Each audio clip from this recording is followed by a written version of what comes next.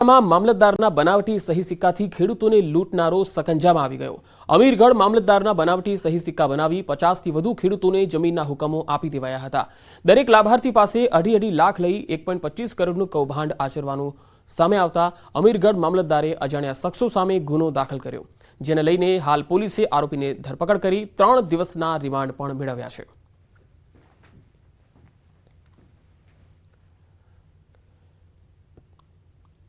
Gift city में ATM मांथी लाखोनी उठांतरी थई। Purse चोरी कर्या बाद 1.30 लाखनी रोकड़नी चोरी। एलसीबीए 2 आरोपीनी धरपकड़ करी छे। तस्वीरों में जोई शकाय छे के आरोपीओ एटीएम में दाखल थई रह्या छे। फूड कोर्टना ओपनिंग कार्यक्रम में वेपारीना पर्सनी चोरी थई हती। पर्समांथी एटीएम साथे पासवर्ड मळता 1,30,000 उपाड़ी लीधा।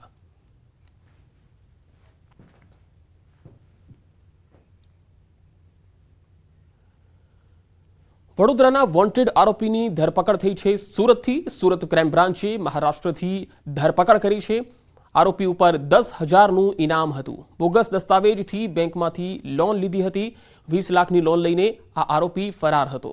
छेल्ला 12 वर्षथी ते नास्तो फरतो हतो। आखरे सूरत क्राइम ब्रांचे महाराष्ट्रथी तेने दबोची अने सूरत लई आवी छे।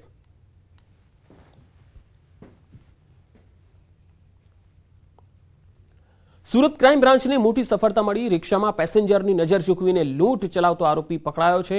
આરોપી આસિફ અઝીઝ શેખની ધરપકડ કરાઈ છે। આરોપી તેના 3 સાકરીતો સાથે મળીને લૂંટને અંજામ આપતો હતો।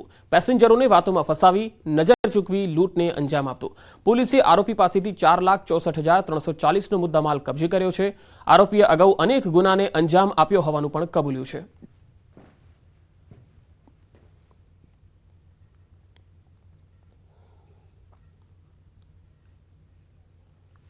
शहरकोटड़ा में फायरिंग साथे निष्फળ लूंटनो प्रयासनो मामलो। शहरकोटड़ा पुलिसे 2 आरोपीनी धरपकड़ करी छे।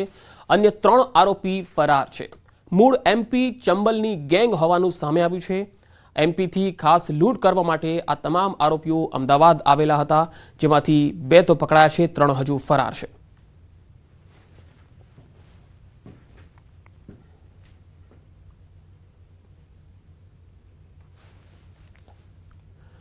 अमदावादમાં મોબાઈલ ચોરીનો શક રાખીને માર મારવામાં આવ્યો। યુવકનું સારવાર દરમિયાન મૃત્યુ થઈ ગયું। કાગડાપીઠ પોલીસે 2 યુવકો સામે ફરિયાદ નોંધી છે। અમદાવાદમાં મોબાઈલ ચોરીનો શક રાખીને માર માર્યો હતો। યુવકનું સારવાર દરમિયાન મોત થયું। કાગડાપીઠ પોલીસે 2 યુવકો સામે ફરિયાદ નોંધી છે।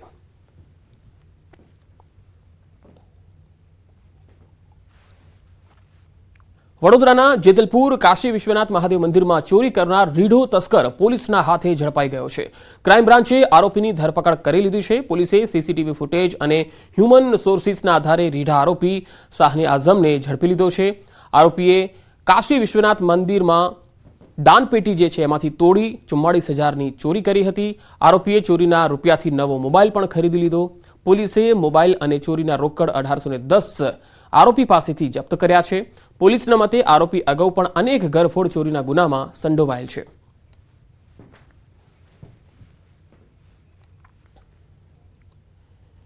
खेडानो नडियाद टाउन पोलीस मथकनो एएसआई 25,000ની લાંચ લેતા પકડાયો છે। જામીન બાબતે એએસઆઈએ 1 લાખની લાંચ માંગી હતી। ફરિયાદીની પત્નીના જામીન નામંજૂર થતા ફરિયાદીની પત્નીના રિમાન્ડ ન લેવા અને પુત્રને વહેલી ચાર્જશીટ કરી આપવા માટે રમેશ મકવાણાએ લાંચ માંગી હતી। જોકે રકઝકના અંતે મામલો 25,000માં થાળે પડ્યો। લાંચની રકમ ₹25,000 આપવા માટે ફરિયાદી આરોપીની કચેરી ગયા, જ્યાં એસીબી દ્વારા અગાઉથી ગોઠવવામાં આવેલા છટકામાં ₹25,000ની લાંચ લેતા રમેશ અંબાલાલ મકવાણા આ બાદ પકડાઈ ગયા। હાલ એસીબી પોલીસે વધુ તપાસ હાથ ધરી છે।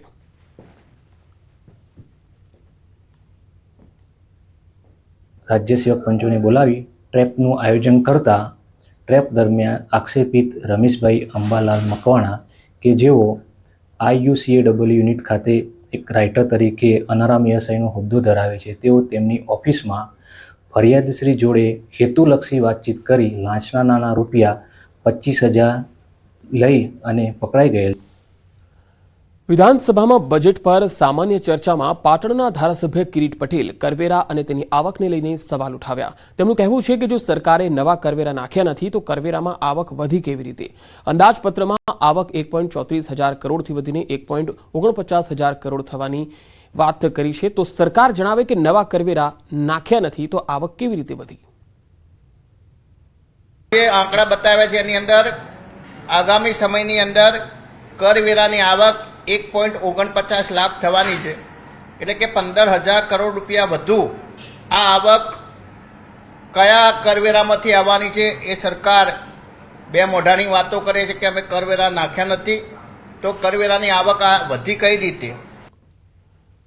રાજ્યસભાની ચૂંટણી અધિકારીએ ગુજરાત વિધાનસભાને ચૂંટણી અંગેની જાણકારી આપી છે. રાજ્યસભાની 4 બેઠકો માટેની જાણ વિધાનસભાને કરવામાં આવી છે.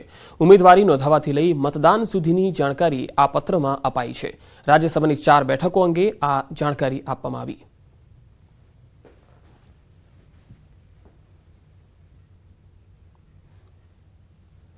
લોકસભાની ચૂંટણીને લઈ ભાજપનું ગાંવ ચલો અભિયાન હવે શરૂ થયું છે. આવતીકાલે સીએમ ભૂપેન્દ્ર પટેલ બનાસકાંઠાના જલોત્રામાં ગાંવ ચલો અભિયાનમાં જોડાશે. કેન્દ્રની યોજના અનુસાર આવતીકાલથી 2 દિવસ સુધી તમામ કાર્યકર્તાઓ માટે જવાબદારી નિશ્ચિત કરવામાં આવી છે. ગાંવ ચલો અભિયાનમાં 56,000થી વધુ કાર્યકર્તાઓ જોડાશે અને સીએમ રાત્રિ રોકાણ કરીને કેન્દ્ર અને રાજ્ય સરકારની વિવિધ યોજનાઓની માહિતી આપશે.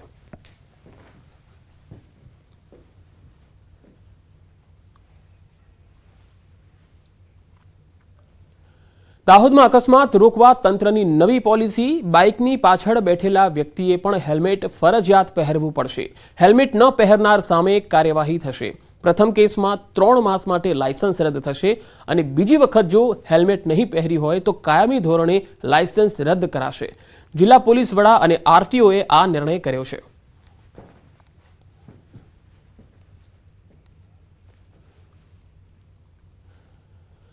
રાજકોટનું 2024-25નું બજેટ મંજૂર થયું. સ્ટેન્ડિંગ કમિટી ચેરમેન જયમીન ઠાકરની પ્રેસ કોન્ફરન્સ પણ યોજાઈ. મનપાના કોર્પોરેટરોની ગ્રાન્ટ વધારવામાં આવી છે. મનપાને 2024-25માં 410 કરોડની આવક થવાની આશા છે.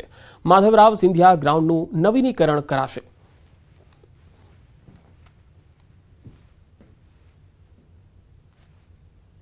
ઝીરો થઈ ગઈ છે. માર્ચ સુધીમાં 0-0 થઈ જશે. માર્ચ સુધીમાં 0-0 થઈ જશે.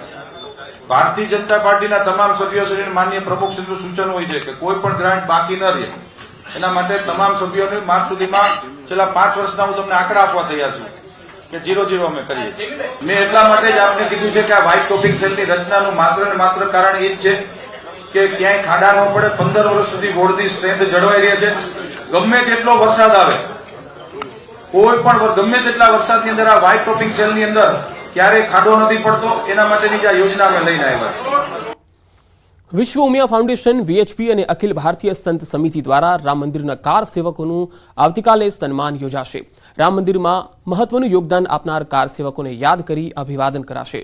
આ પ્રસંગે અખિલ ભારતીય સંત સમિતિના રાષ્ટ્રીય અધ્યક્ષ અવિચલદાસજી મહારાજે જણાવ્યું હતું કે અમદાવાદ બાદ પાવાગઢમાં પણ કાર સેવકોના સન્માનનો કાર્યક્રમ રાખવામાં આવ્યો છે.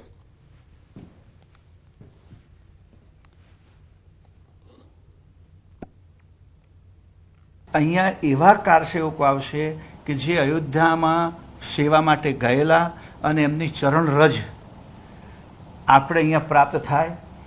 તો એવો એક કાર્યક્રમ અમે બીજો પણ એક રાખ્યો છે કે 22 તારીખે જાન્યુઆરીની રામ જન્મભૂમિ મંદિરની પ્રતિષ્ઠામાં ગુજરાતમાંથી જેટલા કુલ લોકો ગયા હતા એમનો પણ એક સત્કાર સમારંભનું આયોજન અમે પાવાગઢ ખાતે કર્યું છે. તો જે કાર સેવકો ત્યાં ગયા હતા એ કાર સેવકોના કદમ જ્યાં રામ જન્મભૂમિ ઉપર અયોધ્યામાં પડેલા છે એ કદમ આ ભૂમિ ઉપર પડે અને અમને એની ધન્યતા અમે અનુભવીએ એટલા માટે એ ભાવ સાથે આ કાર સેવકોનું આપણે અભિવાદન કરીએ છીએ. આગળ વધુ સમાચારો પર નજર કરીશું. હાલ રોકાઈશું એક બ્રેક માટે.